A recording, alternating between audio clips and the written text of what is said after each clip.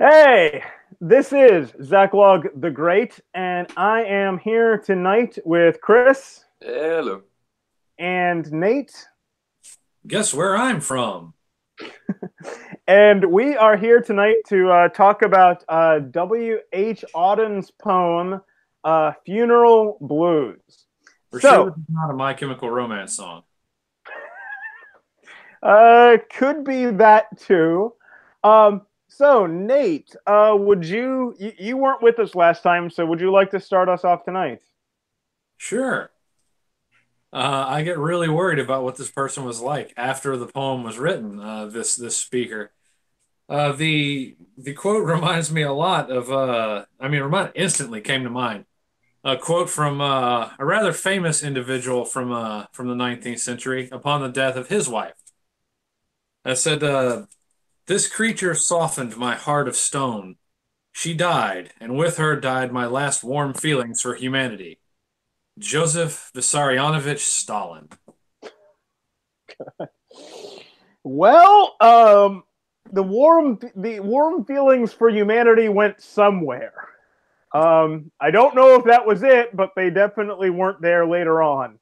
Um, but yeah, well, one thing which honestly really surprised me finding this out because I saw someone refer to this earlier, and I only like later actually saw someone like directly confirming this myself a little bit later. Apparently, when it originally appeared, this poem was or the first version of this poem was in a play, and it was satirical. Yes. The what? Sorry, one. Thank God. Like the it was like supposed to be a satirical tribute to some political leader who had just died. Um, and like I'd liked this poem for years. I'd known about this one. It was kind of running in my head for a long time. I never would have guessed that. I mean it like this it works as totally sincere, I guess, to me. Well, As the play that had it originally, it also had several different verses. So I think it was mostly just the first verse that was the same. Okay, yeah, I haven't studied the different versions of it because yeah, I saw there were references to there being a few different versions of it, but um, Oh, it is. I guess I wouldn't have recognized it as satire either, even if somebody told me it was, because I'm like, no, these days this is how people feel. There's no stiff upper lip anymore. There's no keep calm, carry on. It's like everything is over. Well, I'm like, look, guys, don't put out the stars. Don't take apart the sun. Other people are using those, namely me. I still need all that. So you just get a nice dark room or something. well, and the other thing with that, I do get your point. At the same time, though, like you know, if someone that close to you dies, well, okay. Now, again, in the original context, this was to some political figure, whatever. But like, if someone if your wife dies, who you've been with for 10, 20, like my mother died a couple of years ago. My parents were married for like 50 years. Um, I mean, that's the great majority of your life has been spent with this person. And I can understand, I can like, okay, understand how it is, what's, how it stops you in your tracks. I can definitely understand an event like that doing it. But to say that the world has ended, I don't know. And also, well, I'm thinking about people today, and I'm like, they would say this if a cat got hit by a car. or if the wrong president got elected. Oh God! Here, let's all take an afternoon and scream at the sky in protest. All right, Andrew Clavin, calm down. Anyway, well, and the other thing that struck me about this is, and Nate, you will, you will understand this on a very visceral level. Chris, I think you'll get this on an intellectual level. Like, I mean, if my wife died tomorrow, I would be in pieces. Like, I would not be able to function for a good while. Uh, at the same time, like, I can't say, well, the whole world's ending. Nothing now can come to any good. Throw away everything else because we have kids. Mm-hmm. And two things: you have to be able, like, however you're feeling, it's still your job to take care of them and get them to being responsible adults themselves. And second, like, if you're married, you have kids with someone, that person dies. Guess who gets to explain it They're to kids? like, okay, well, yeah, but also they're dead, but not completely. Like, both in terms of just like physically, genetically, and also in terms of like their personality and how they deal with things, the world. Like, there's a part of Samantha that's going to live past her, and there's a part of me that's going to live past me on this earth, and that's our kids. Mm-hmm. And like, so it's I don't know, it's I mean, it's kind of trite to say it, but like, you can't overstate how much children uh, completely change your life and how you have to think about life. Yeah. And another thing is it also makes it where you cannot indulge in this kind of cataclysmic grief. I mean, you really have to be that, hey, yeah, I'm real sad. I got to keep going. But you also have to show them that, the world isn't ending either. And so, like you said, you got to raise them up. You still got to raise them, but you also have to be the one to kind of get them through this loss also. So Yeah, you're not just having to stay strong for yourself. You're having to actually, pick it up, keep moving, so they know to do so. Rough. I was just thinking, like I said, in the original context, this was not a personal poem. And there's also the it's kind of considered a bad move, like in terms of literary criticism, if you don't have that actual information, to automatically go autobiographical. Um, like, it might be directly from this personal experience, or a good writer should be able to present experiences that he has not personally gone through. He can project himself into the situation anyway. But what I was saying, thinking about how this give me a second, the like I said, like, originally it was a political leader, and like, well, where would that kind of feeling most show up? And I just realized, like, you know in the Gospels, there these 12 guys, well, 11 by that point, were following this guy around, and were completely sold on this this is our leader, this is the guy who's going to set everything right. And then he gets dragged into a show trial and executed over the course of a day and a half. And it's like, and for another 2 days he's just gone, and I can pack up the moon and dismantle the sun. Yeah, I can see that in their situation. Yeah, well, when Messiah gets slaughtered right in front of you, you're like, oh, guess the devil wins then. Okay. It's Sheol for everybody. Yeah, Chris, you still there? Yes. Now, I believe this version that we're familiar with was actually intended to be sung by a woman.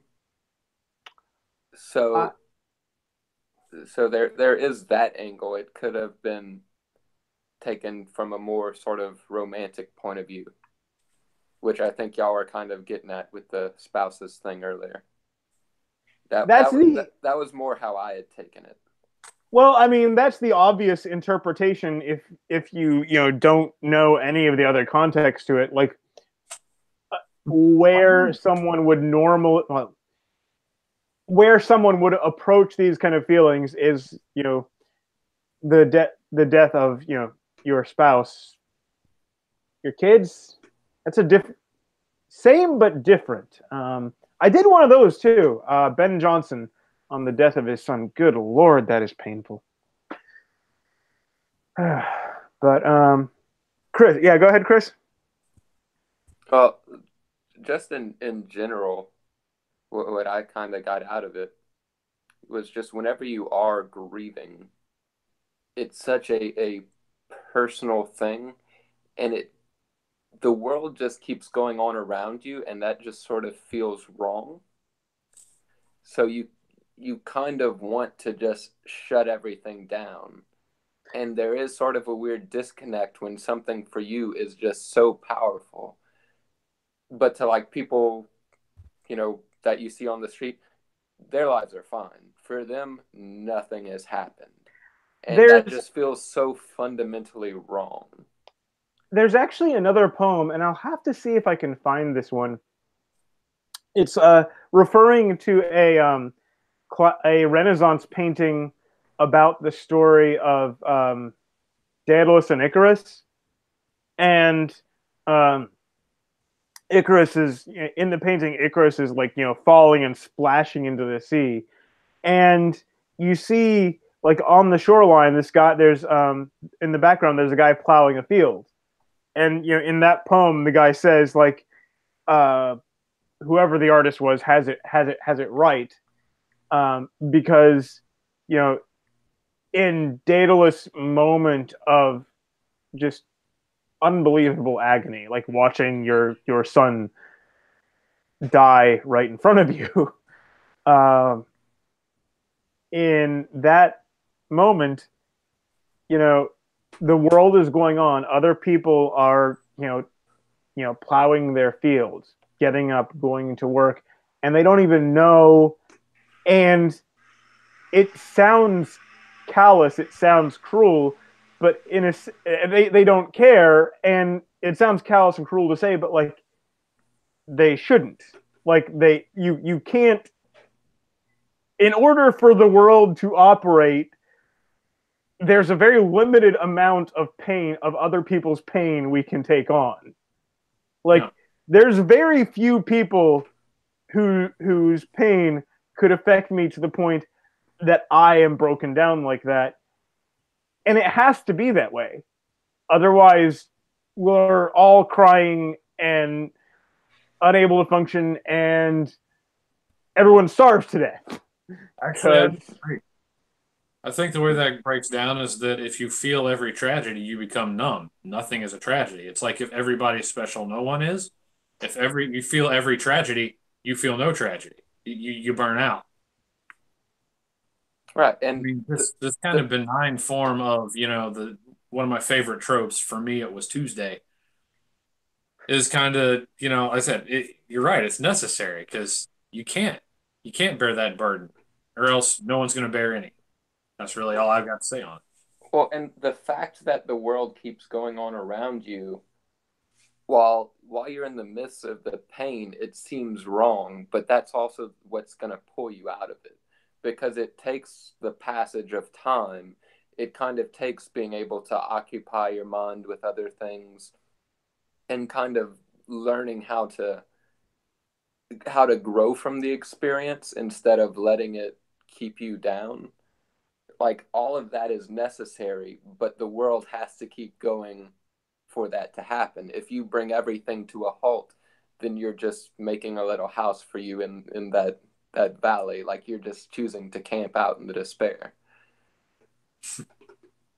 True. Yeah, there's I remember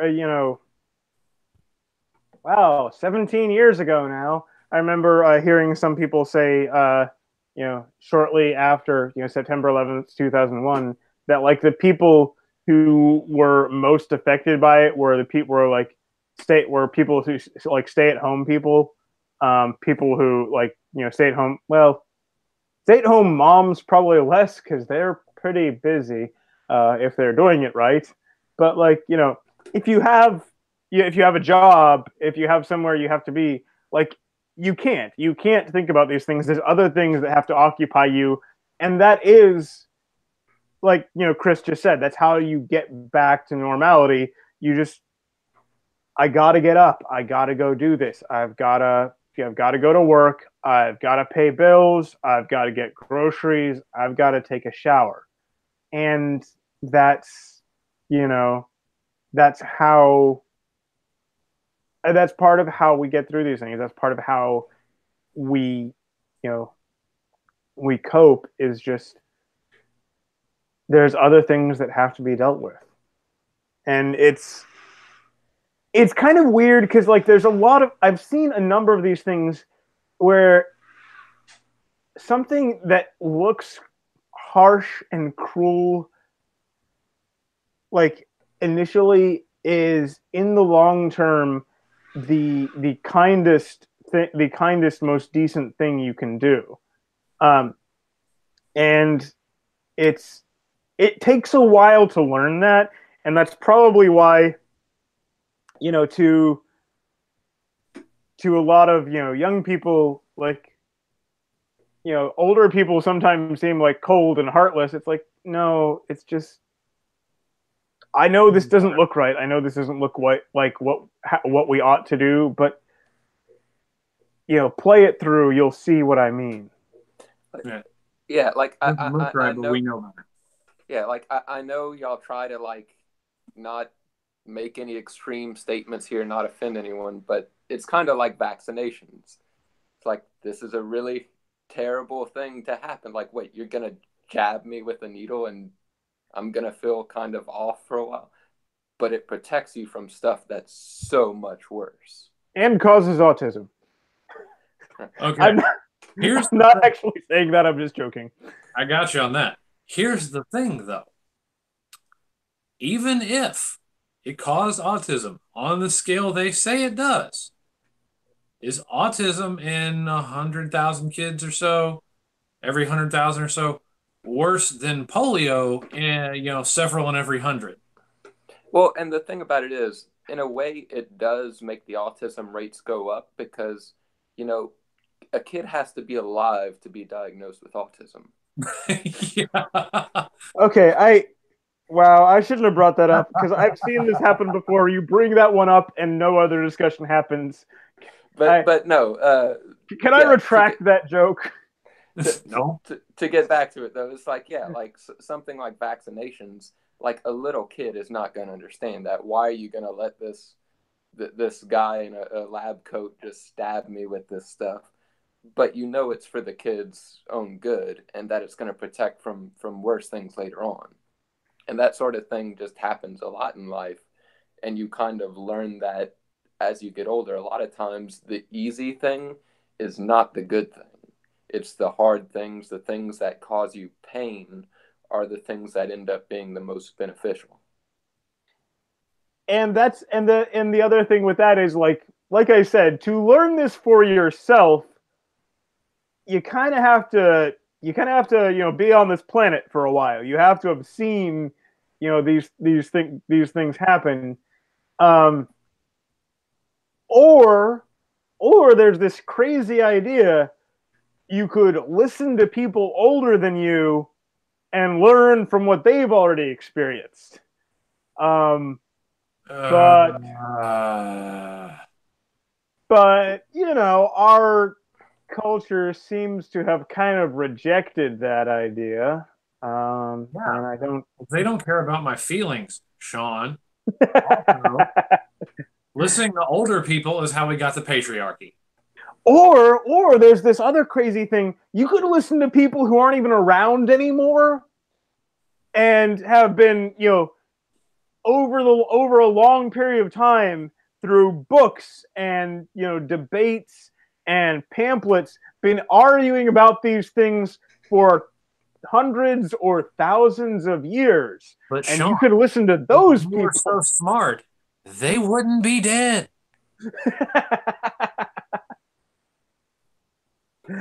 I'm playing the Devil's court-appointed defender tonight.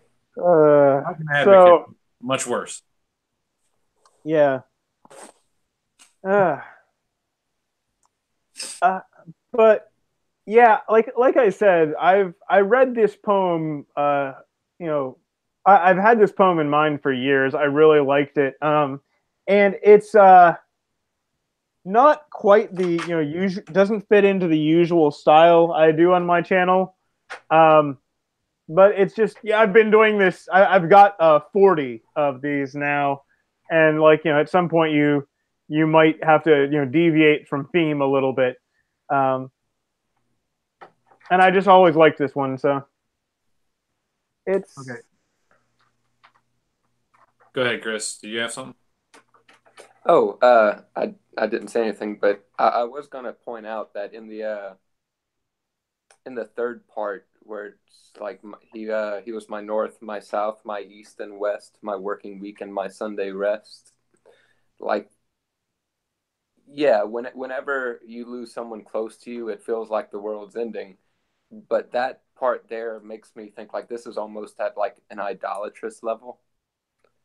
Like somebody can be very important to you, but when they are like literally everything like on a religious level, it's like, yeah, when that person dies, like it's gonna tear you up, but you kind of have to have something else besides that, like God, you know, anything else really. Huh. A thought I'm having is, it also makes sense as a person, as a postmodern individual speaking about the so-called death of God. Like a person who has fallen from faith into apostasy and, unbelief, they're now completely unmoored from their, the worldview they had before. And ironically, that makes this poem pretty much dead on the nose correct because if God truly is dead, then we are really, ironically, we're righteously screwed. Nothing will come any good because said there's no hand at the tiller anymore. Well, there is a hand, and it's rather gnarled and red in claw. That is actually a really interesting interpretation. well, and yeah, it's or if you lose God and you lose the devil too, okay, well, you look around and who's in charge here? Um, Occasional exceptions, but in general, some of the worst people you could imagine. It's like, oh, who's running things these days? Who's in charge? Uh, occasionally you get a bright spot, but it's a mess, and it's If you lose God, you lose the devil. The people in charge are basically the devil without the efficiency.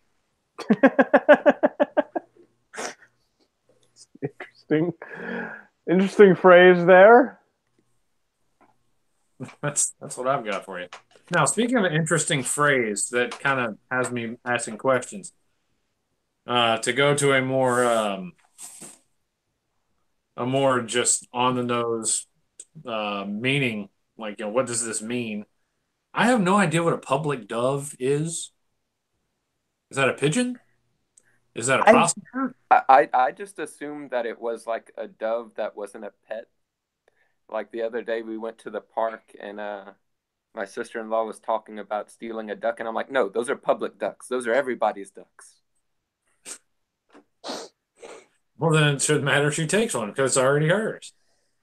But she already has ducks at her house. The tragedy of the common ducks. The ducks are being, the ducks are being overgrazed. They'll all be. Yes, I just assumed that it was sort of just wild doves, the doves that are just flying around the city instead of like, Yeah, but then pet doves. we got to put a collar on all those guys. I mean, that's a That's gross misuse of public funds and man hours of labor. That is a True. heck of a job, and if that's Yeah. what you have to do to properly commemorate someone, then I that's mean, a it's no more difficult than putting out every star and dismantling the sun. yeah. But Yeah. that was also in the section that was a little more practical, Yeah, like because have a policeman wear gloves, have skywriters put up "He is dead" in the sky. God.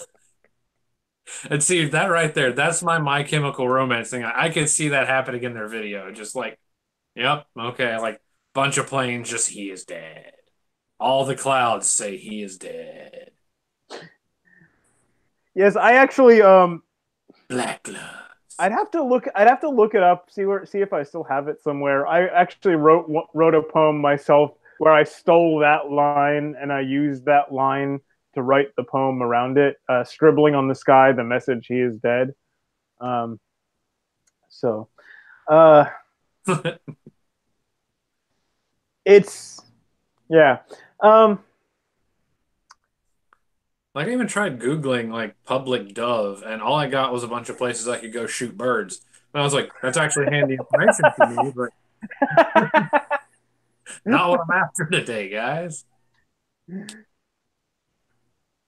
uh, um, I don't know. I don't feel do well. I don't feel like I have a lot more right now. Chris, Nate, either of you? No, I, after the whole postmodernist lamenting the death of God, I'm out. I'm tapped. yeah, I think I'm done. Okay. Which Well, is good because my battery's almost dead here on the recording apparatus. thank you both for joining me, and I will hopefully see you again in 2 weeks. And I will be closing the. Oh, well. Also, I'm going to be trying something I haven't done before. So the end of October is Halloween. So I've decided for the month of Halloween, I'm going to try and do some spooky kind of creepy poems.